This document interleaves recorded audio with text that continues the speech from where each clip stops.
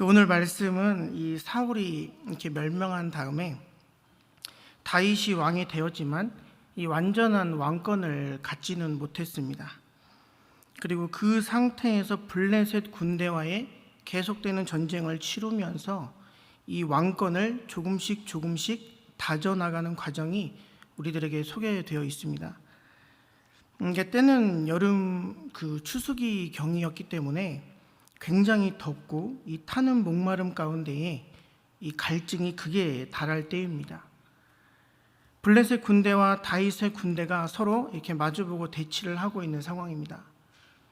블레셋 군대는 르바임 골짜기에 있었고 다윗의 군대는 아둘람 굴에 있었습니다.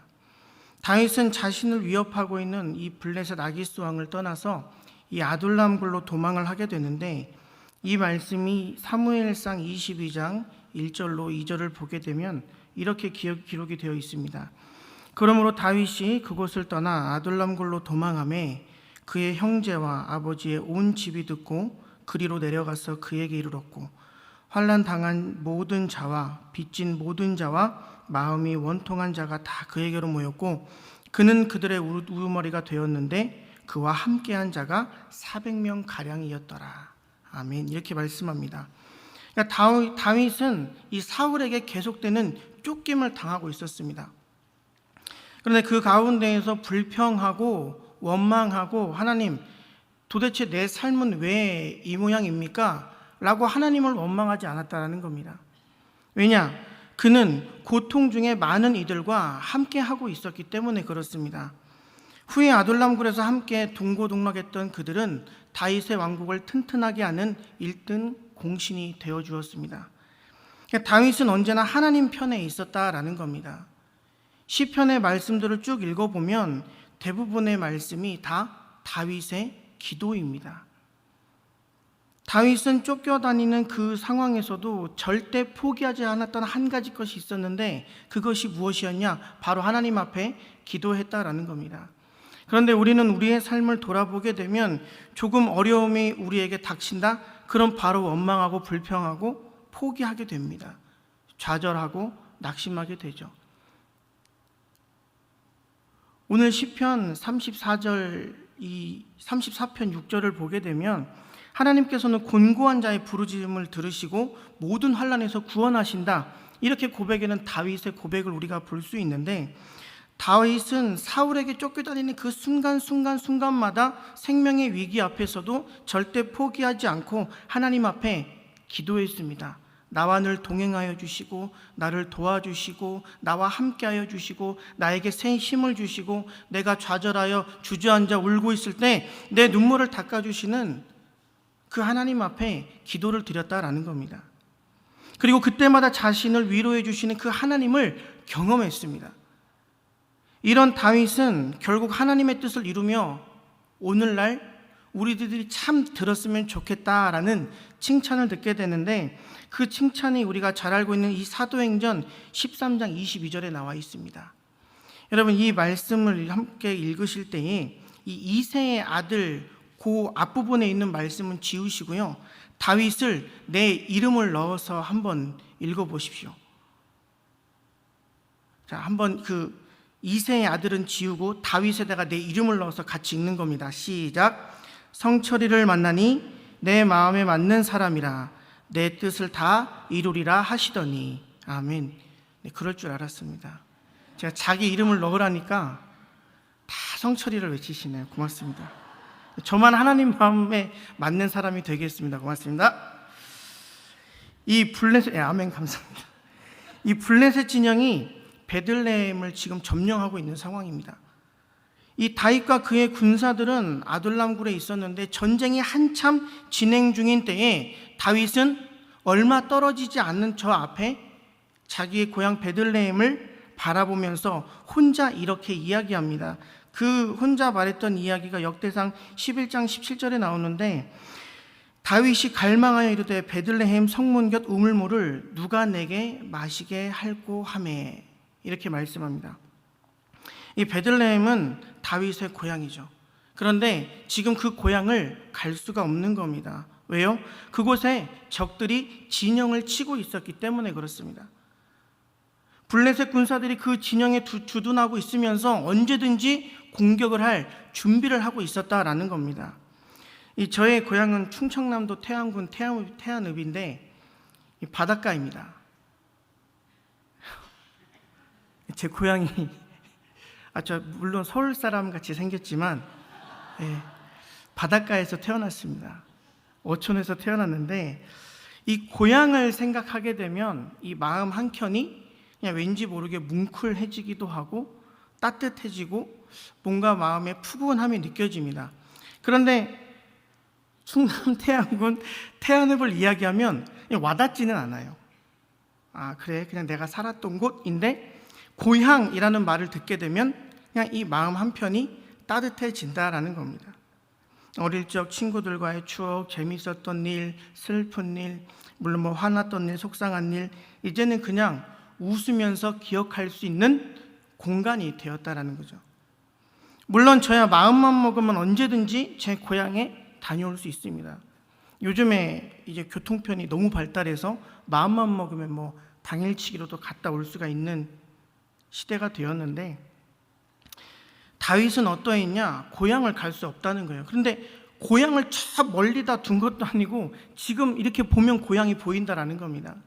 고향이 내 눈앞에 있는데 고향을 갈 수가 없다라는 거예요. 여러분, 우리가 고향을 내 마음대로 갈 수 없다라는 것 자체가 얼마나 큰 고통이고 얼마나 큰 아픔이고 마음의 상처이겠습니까? 지금 그런데 고향 땅이 적진에게 점령을 당해 있는 상황인 거예요. 근데 그 베들레헴의 물맛이 아주 좋았나 봅니다.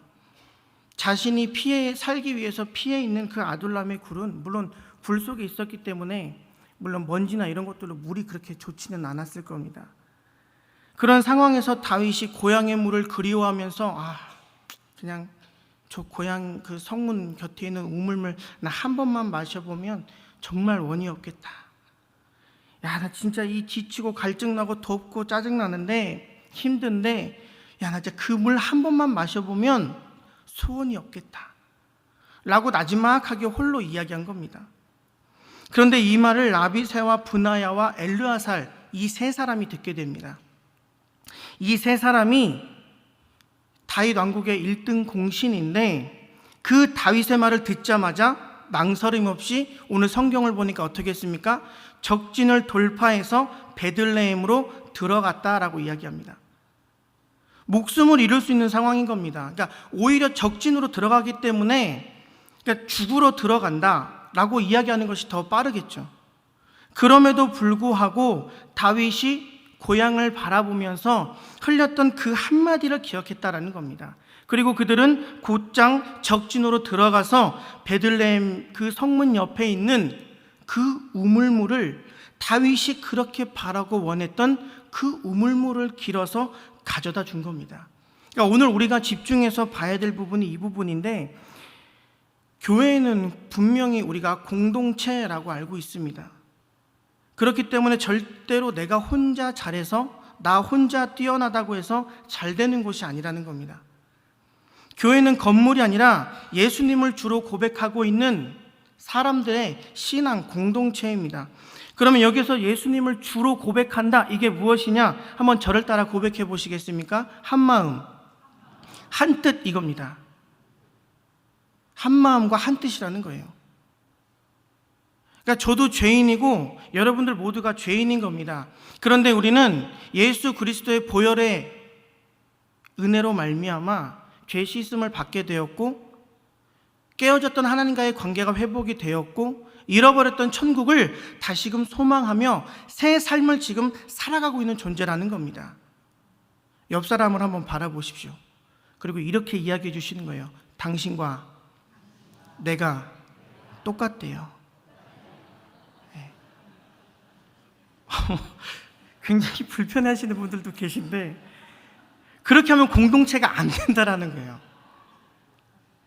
그러니까 한마음 한뜻이라는 건 뭐냐? 당신과 나는 그런 똑같은 은혜를 받은 사람입니다 라는 것을 인정하는 데서부터 시작한다라는 거예요. 그러니까 다윗이 그냥 그 고향을 생각하면서 무심코 흘린 그 한마디였어요. 그런데 그 세 사람이 다윗의 말을 잊지 않았습니다. 이 세 사람이 모여서 마음을 모은 겁니다. 야, 우리가 그 우물물 가지러 가자. 우리밖에 할 사람이 없어. 가보자. 여러분, 이게 우리 모두의 마음이어야 된다는 겁니다. 하나님께서 이 제주를 사랑하셔서 우리 제주 영락교회를 세워주셨다고 저는 굳게 믿고 있습니다. 그럼 보통 아멘이 크게 나와야 되는데 그래서 저만 믿는 거잖아요. 그러니까 여러분도 그렇게 믿고 계시죠? 그러니까 이 제주 땅 가운데에 복음화가 실현되기 위해서 가장 필요한 교회가 어떤 교회라고요?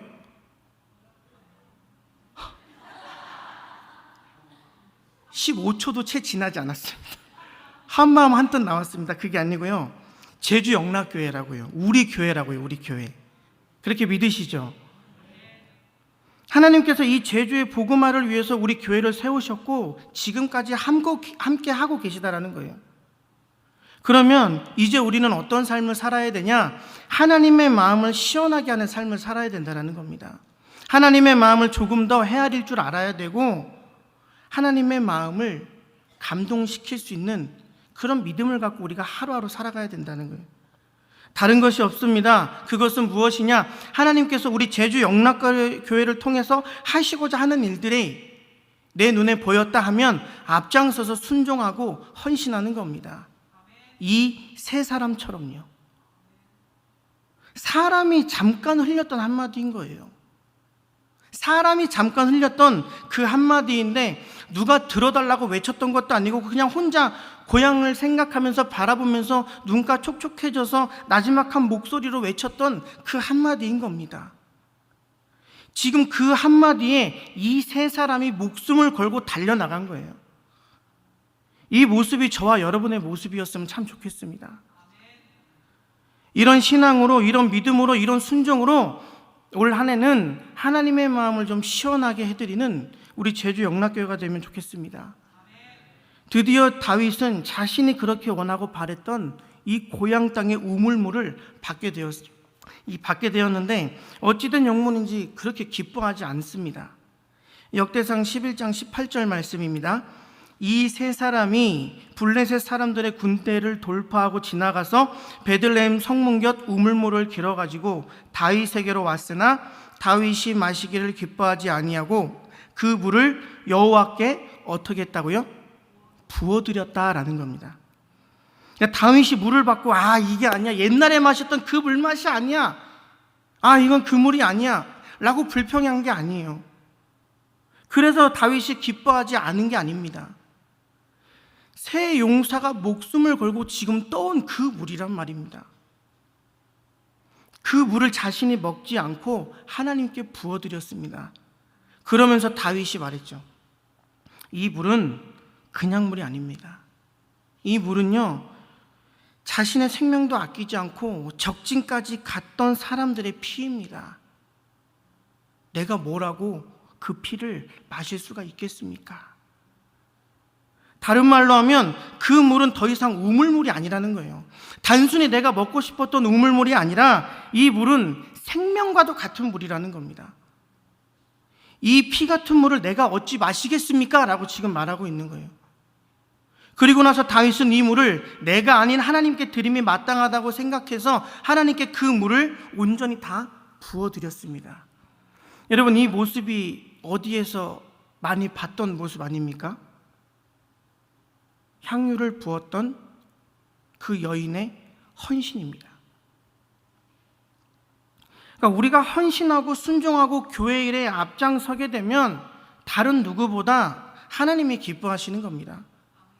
사람에게 보이기 위해서 하는 것이 아니라 하나님이 지금 나를 바라보시고 계시기에 우리는 헌신하고 순종하고 마땅히 내게 맡겨진 그 부르심에 맞는 삶을 살아가야 되는 겁니다.